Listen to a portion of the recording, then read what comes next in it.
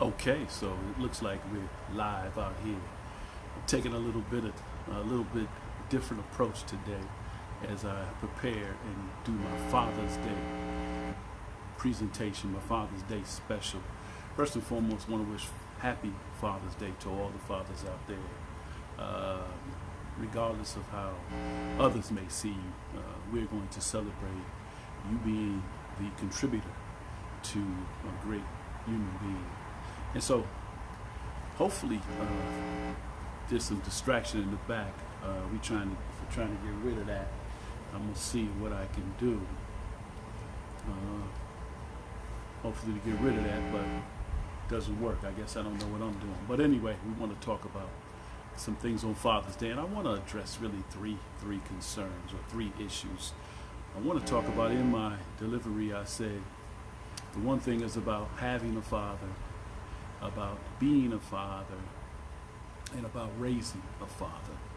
And so the great thing for me is that I want to start off with a story. And the one thing that I didn't get an opportunity to do was to meet my great grandfathers. But I did have an opportunity to meet my great grandmothers. But I didn't have an opportunity to meet my great grandfathers. And one thing that I took from my grandfathers was that I had one grandfather who, for the short period of time he was in my life, I may have had, honestly, 10 words with him. Not saying that that's a bad thing, but I had about 10 words with him. And then I had another grandfather, my other grandfather. So my first grandfather I'm talking about is my father's father. And my next grandfather I'm talking about is my mother's father. And so I want to elaborate a little bit on my mother's father because I used to go to his house in the Bronx quite often. And one of the things that he used to always do was he used to always walk with me or take me with him down to the corner store. And he used to always say to me that he was going to get the paper, and he used to sit down in his chair and he used to have me sit there at his feet area, and he used to have me listen or sit there while he read the paper. Now he read the paper from the front cover to the end cover, and I recall him reading this paper, and I recall him always talking to me about what to do with my money. He wasn't a very educated man, but he did do things, and he always lived a very good life. I know one thing that I remember as a young child is that every year he had a brand new car. And every year, whenever we went down there, he would give us more than, a substantial amount of money. And, as a young kid, you're excited about the money that you're getting from your grandfathers or your parents or your great-grandparents. But he used to give us a substantial amount of money. And then one of the things that I learned about him when he died was that my grandfather couldn't read. My grandfather was illiterate until the day he passed. And the one thing that I was so amazed about was what was he doing when he sat down there and read this paper. And so when we look at this initiative and we talk about fatherhood, we have to realize that those who are out there celebrating their fathers or those who are displeased with their fathers, you have to recognize one thing. In every situation there's a lesson and there's a blessing. The blessing is that you're here because of that union. It may not be the best of what you might have experienced or you might not have wanted, but you're here. And I want to express to you that you're not your father's, grandfather's choices. You are your own choices. And there's only two things that your father can either do for you. He can either provide a positive life for you, or he can provide a life that you might not want to pursue. And so it's up to you. But you can't go through life thinking that your father is the reason for the conditions that you're in. And you can't understand the relationship between your mother and father because that relationship may not always be displayed in the two sides of each story. Now, one of the things I'm going to do is I'm going to fade back out because I'm going to drop some messages actually for some African American fathers. But I am making a message generally to fathers today because today is supposedly Father's Day. I believe that every day is Father's Day if you are a father. If you have the the blessings of being a father. Every day is your day. And what I want people to do is, I'm not going to respond to people probably until the end, but if you have some comments or if you want to say something to your father in this message, please do so. And please understand that this is not the blueprint. Because one thing that I do know is that my father didn't have the blueprint, nor do I have the blueprint, or nor does anyone have the blueprint. But what the blueprint is your history. It's the lessons that you learn as you move through this journey of fatherhood. Now, one of the things that I do know for African American men in this country, it's so very hard to be a father because the things that fathers are responsible for, and we think that we're responsible for a lot of things, but we're really not. We're really only responsible for 3 things, and that's just the law of nature. We're really responsible to produce, to provide, and to protect. Now I'm going to say that again. To produce, to provide, and to protect. Now I want you to go back and define those words. People think when I say produce, that means have children. Not at all.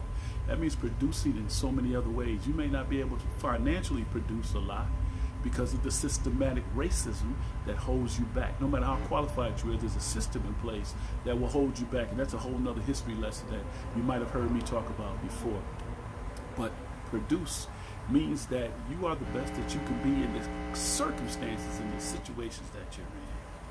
To provide also means that you're supposed to provide guidance. You're supposed to provide all of the wisdom that was imparted to you.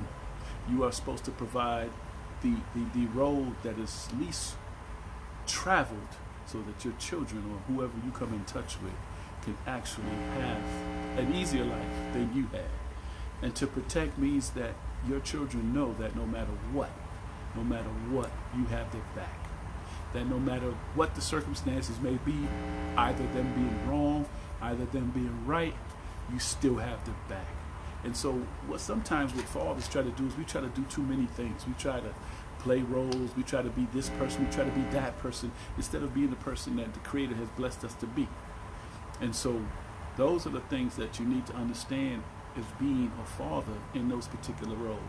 Now, one of the things that I want to share about having a father is that for those who know me and know my father, that he was very active in our lives.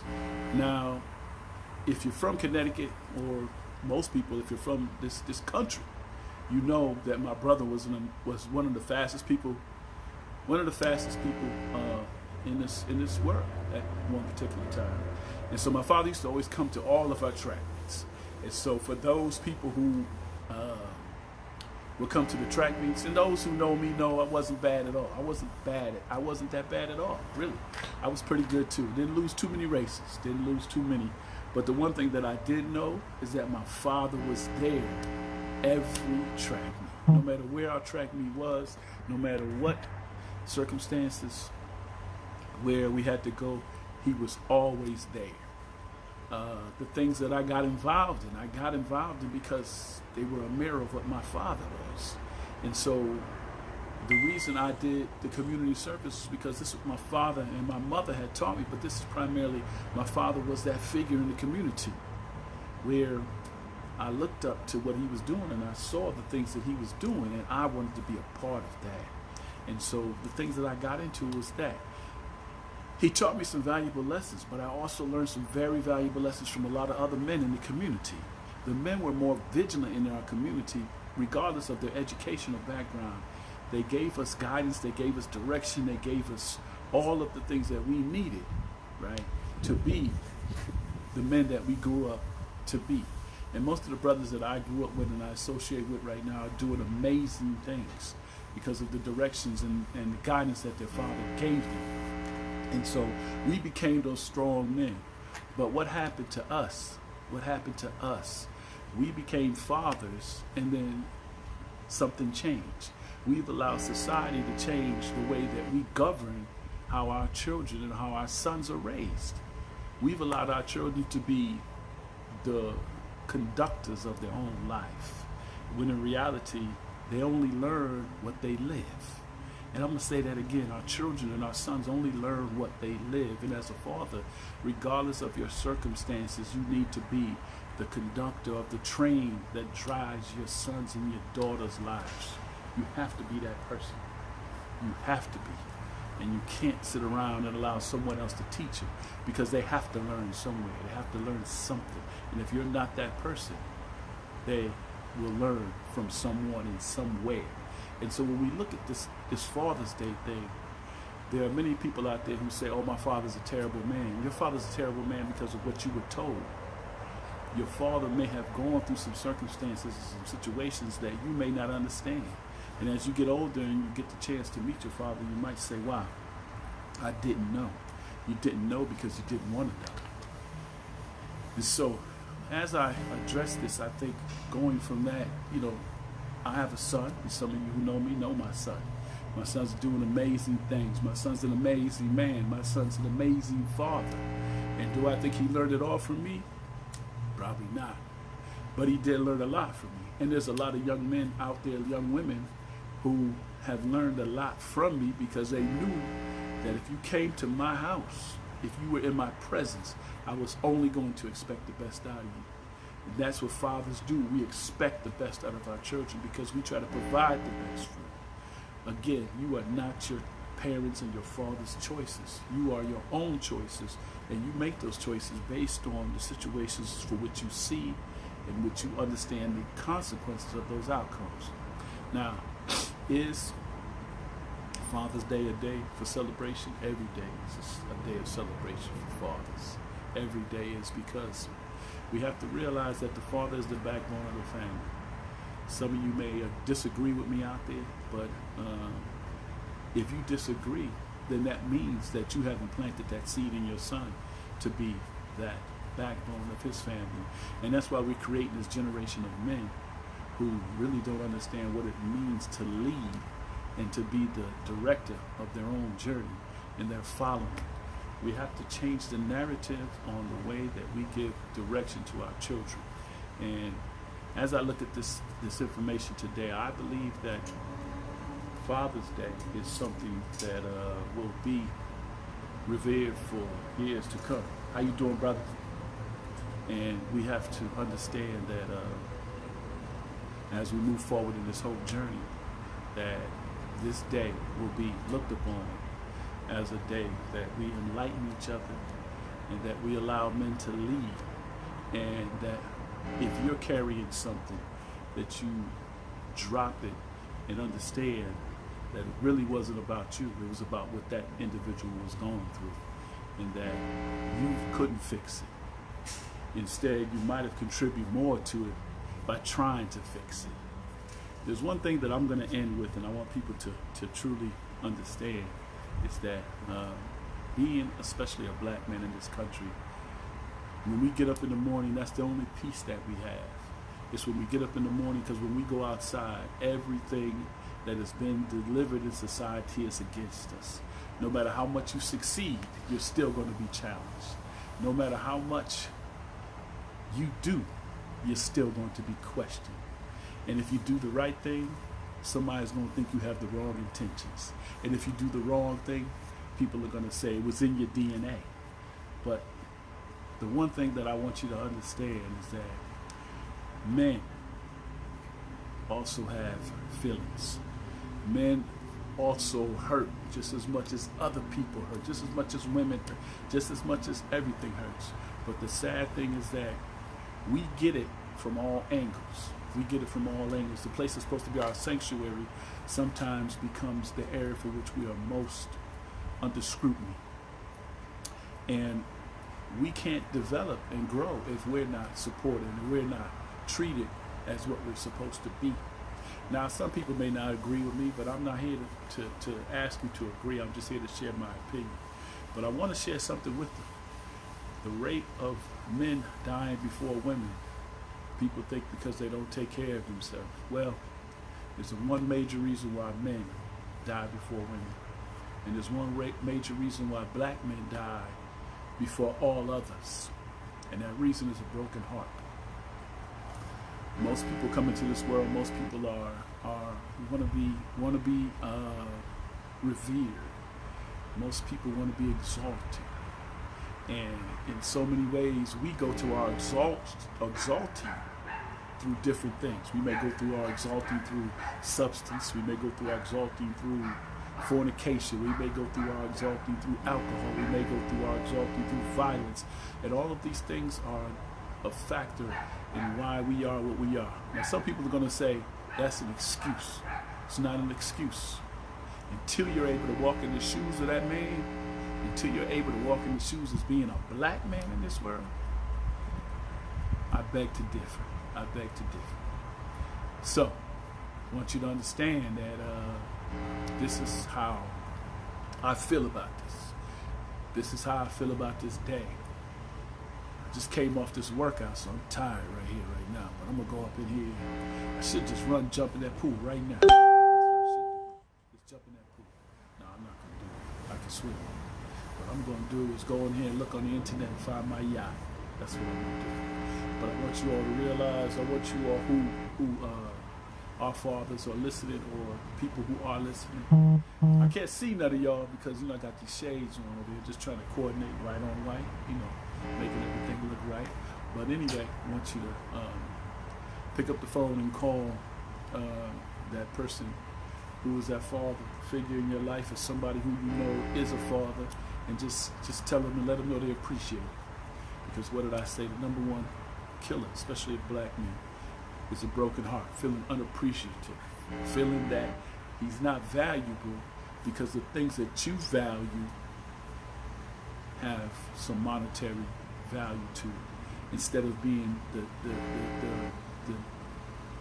just the nature of him being who he can possibly be, the best he could possibly be under the conditions in this world. All right?